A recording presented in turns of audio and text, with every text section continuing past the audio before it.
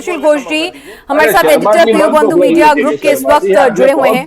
श्रुतशील जी ठीक है, पार्टियों के पास तो भाई जाहिर सी बात है कार्यकर्ताओं को मोटिवेट करके रखना है। सेकंड फेज में अभी वोटिंग बाकी है और हर कोई जीत का दावा करेगा ही और बनता भी है उनका।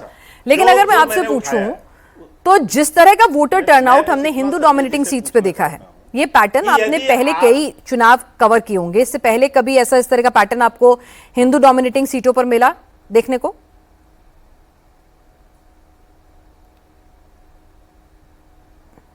नहीं, मैं एक प्रश्न के शर्मा जी, श्रुतशील घोष जी से पूछ लूं एक सवाल कि यदि आपके पास इतने कॉन्फिडेंट हैं तो कल आपने चुनाव आयोग के अगेंस्ट महाभियोग क्यों लाया? ठीक है के शर्मा जी, ये सवाल पूछूंगी मैं, डेटा पे बात कर लूं आज प्लीज।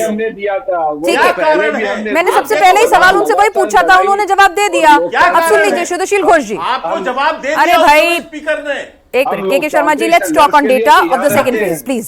श्रुतशील जी आप एक छोटा सा जवाब दें, उसके बाद फिर हम डेटा दिखाएंगे और वो डेटा मैं इन दोनों नेताओं के सामने रखूंगी और आपके सामने भी रखूंगी कि सेकंड फेज में आखिर कमल खिलेगा तो कैसे खिलेगा। लेकिन जो हाई वोटर टर्नआउट है फर्स्ट फेज का हिंदू डोमिनेटिंग सीटों में, क्या वही बीजेपी के कॉन्फिडेंस की वजह है? देखिए, मैं जो चुनाव है वेस्ट बंगाल का चुनाव 1998 से फॉलो कर रहा हूँ। तो वेस्ट बंगाल चुनाव छोड़ दीजिए, इंडिया का किसी भी चुनाव आप ले लीजिए, इतना हाई टर्न अराउंड कभी नहीं हुआ। तो इससे एक बड़ा रीजन ये भी आ रहा है, बहुत सारे लोग ये सोच रहे हैं कि अगर इस बार हम नहीं वोट डालेंगे तो एसआईआर के बाद ये पहले वोट है, सो वहां पर बाद में हमारा नाम काट जाए, ये एक डर काम कर रहा है। बट ये जो डर काम कर रहा है, हमारा जो एग्जिट पोल के लिए टीम कर रहा है, उससे जो फीडबैक आ रहा है वो मेनली मुस्लिम कम्युनिटी में आ रहा है। बाकी जो उत्सवों के माहौल में वोट हुआ, इतना हाई टर्न अराउंड हुआ हिंदू मोहल्लों में, उसमें दो रीजन है। एक तो जो माइग्रेंट वर्कर है, जो बाहरी राज्यों में काम करने जाने के लिए मजबूर होता है क्योंकि वेस्ट बंगाल में ना तो इंडस्ट्री है ना तो गवर्नमेंट जॉब है, तो वो लोग वापस आए और वो ये चाहता है कि ये वेस्ट बंगाल भी भाजपा रूल स्टेट बन जाए।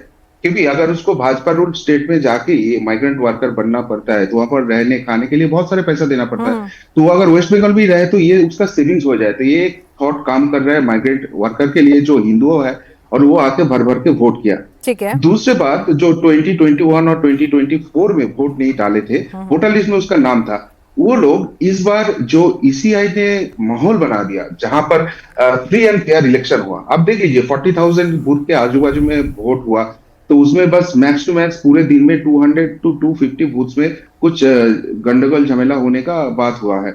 और जहां पर भी ये ऐसी सिचुएशन क्रिएट हुआ, वहां पर max to max 5 to 10 minutes के अंदर क्यूआरटी आए और उसको पूरा संभाल लिया। तो ये जो माहौल बन गया, तो इसलिए लोग भारी मतदान किया। और यहाँ पर ये भारी मतदान होने के कारण टीएमसी के लिए बहुत ही टफ इक्वेशन हो रहा है। लेकिन श्रुतशील घोष जी, हमने मध्य प्रदेश देखा, हमने महाराष्ट्र देखा, ठीक है, उत्तर प्रदेश में भी देखा था, हमने कई जगह स्टेट ऐसे देख लिए हैं कि भाई जहां पर हाई वोटर टर्नआउट आजकल प्रो इनकम्बेंसी एंटी, पहले एक जमाना था जब इंटरप्रेट करते थे हम सब लोग कि अच्छा सत्ता को उखाड़ फेंकने के लिए जनता घर से बाहर निकली।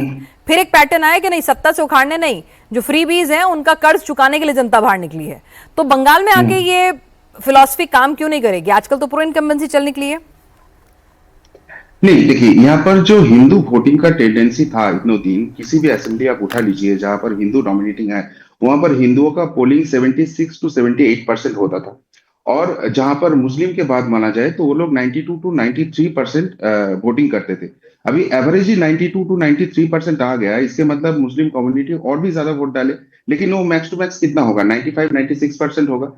तो इसके मतलब हिंदुओं का जो वोट है वो 90% के आजू बाजू में है। ठीक है। तो पहले जो 78% होता था, अभी वो 90% में आ गया है। उसके मतलब 12% ऑफ हिंदू वोट इंक्रीजिंग।